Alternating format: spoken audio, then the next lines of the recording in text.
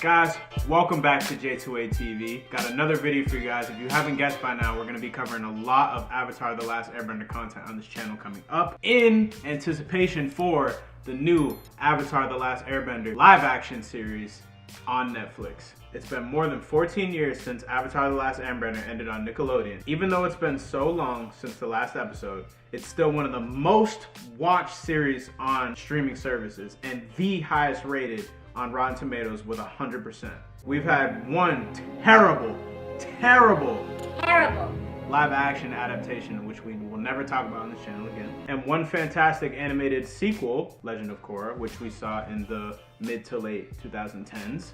In 2018, Netflix announced that they would attempt their own live action adaptation of Avatar: The Last Airbender. But, you know, the question everyone has is, how good will it be? Will they do all the things that we expect them to do, that we want them to do? What will they change?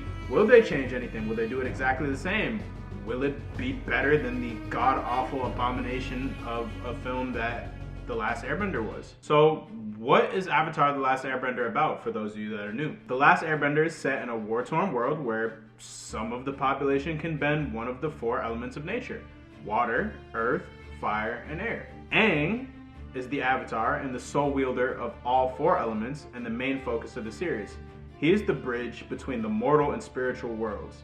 The Avatar's job is to maintain the balance between the realms, you know, spiritual and real life, by establishing and maintaining peace throughout all four of the world's nations as well. As the Avatar, Aang must free the world from the ruthless rule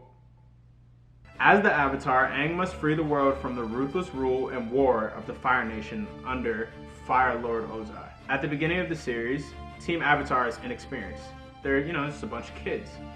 But as the series progresses, they end up becoming really strong heroes that develop really close-knit relationships with one another and explore some really heavy topics that honestly a lot of people are surprised to see in, you know, Western cartoons. Obviously these concepts are nothing new to, you know, Japanese style cartoons like anime, what this series is loosely based on. But, you know, throughout this journey, our heroes are pursued by, you know, exiled son of the Fire Lord, Prince Zuko, his uncle Iroh and Ozai's brother, as well as Azula, Sparky Boom Man, and many other characters. I could spend the entire video talking about the group and the complexity of the relationships between the characters, but, you know, we need to speak about the most important and crucial thing here, which is the challenge of making a live action adaptation. And not only the challenge of making a live action adaptation, but making a live action adaptation that's good.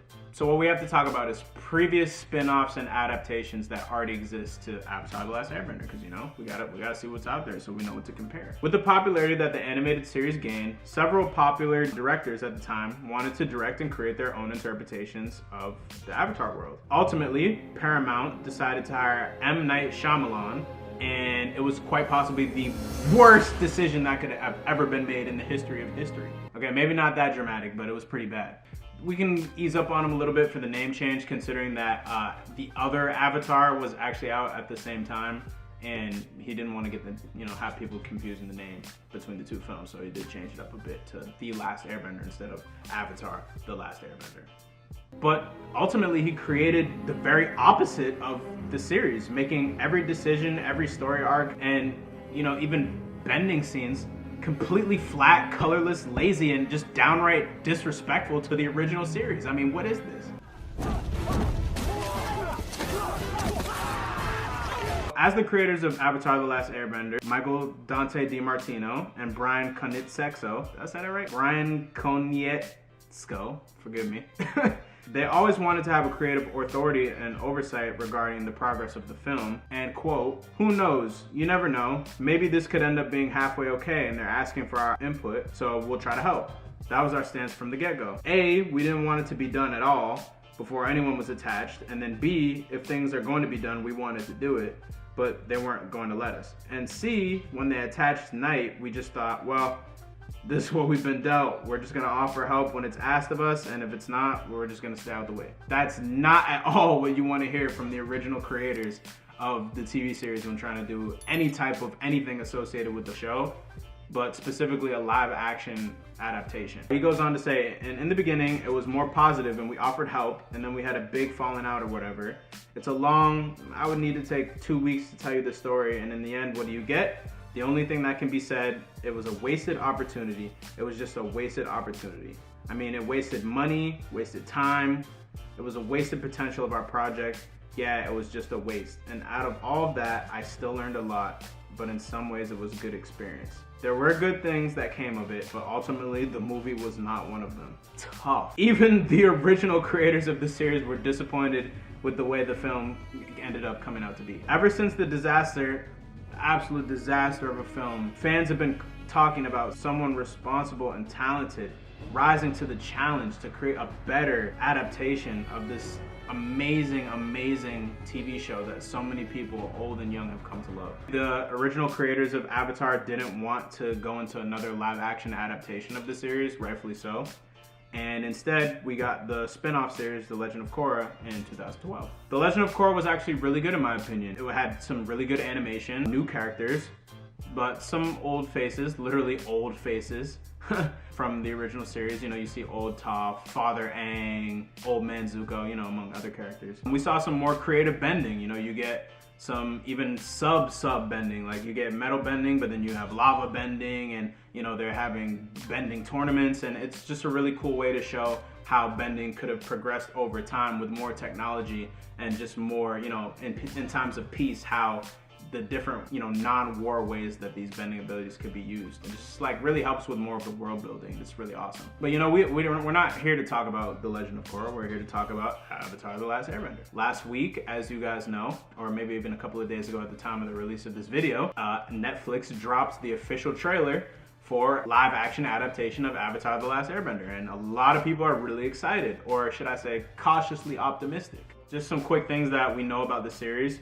Season 1 of Netflix's Avatar: The Last Airbender will have 8 episodes, each approximately about an hour long, and the budget for the series overall was $120 million US, which breaks it down to about $15 million per episode. Absolutely crazy numbers. And then as far as for the technology used for the series, instead of traditional green screens, a new trick that's actually really popular and emerging called stagecraft will be used, as was used in the 2022 Batman movie. It allows for the creation of digital environments that are really similar to real life. It kind of immerses the actors in a seemingly real world environment. And I guess it's cost effective because, you know, instead of having real props or, you know, certain things to get the actor to feel like they're immersed in the environment, you save time and money with just more incredible VFX and backgrounds. So with this cutting of cost and time, hopefully the animators will have time to, you know, make things like the bending better, and some of the actual VFX backgrounds have better depth of field and have more detail, and, you know, just creating beings and some of these creatures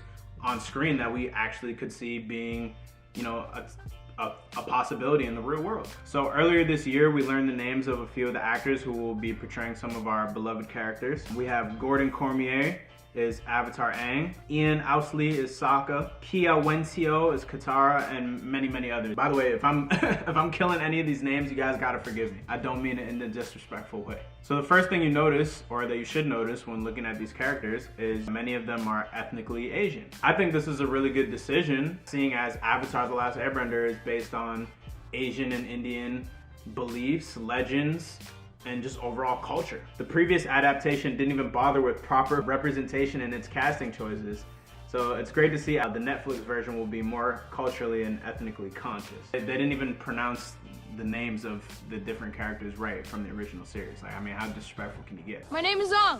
In addition to casting info, we know that Netflix seemingly will not change too much from the original storyline and kind of honor the legacy and bring to a lot of longtime fans and hopefully new fans something that we can all appreciate and, you know, be able to reflect back and compare to the original series. In the end, I'm cautiously optimistic, but I think I might have to change it to really excited for the upcoming Avatar: The Last Airbender live adaptation that Netflix is bringing in February of 2022, so we've got a couple months left. I will keep the content coming, guys.